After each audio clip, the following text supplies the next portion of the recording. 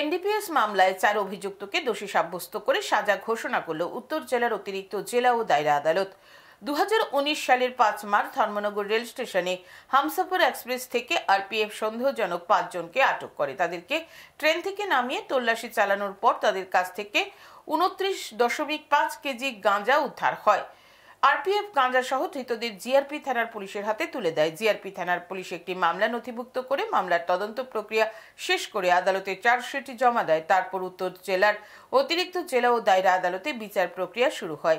বিচার প্রক্রিয়া চলাকালীন সময় বাদী পক্ষের মোট 11 জন এবং বিবাদী পক্ষের একজন সাক্ষীর সাক্ষ্যবাক্য গ্রহণ করা হয়। বিচার প্রক্রিয়া শেষে উত্তর জেলার অতিরিক্ত জেলা ও দায়রা আদালতের বিচারক পুনম দেবী, সুনিতা দেবী, সুরেশ মণ্ডল ও রজনী রমন ভারতীকে দোষী সাব্যস্ত করে প্রত্যেককে 10 বছরের কারাদণ্ড এবং 1 লক্ষ টাকা করে জরিমানা, অনাদায়ে আরও 6 মাস কারাদণ্ডের নির্দেশ দেন।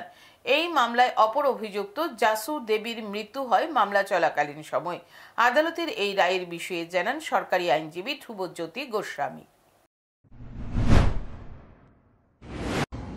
বিচারপতি মৃদুল চক্রবর্তী মহোদয়ের এই রায়ের দানের ফলে নেশা কারবারিরা আমাদের রাজ্যে নেশার কারবার করতে অনেক বেশি সতর্ক হবে এবং ওদেরকে সাবধান হতে হবে।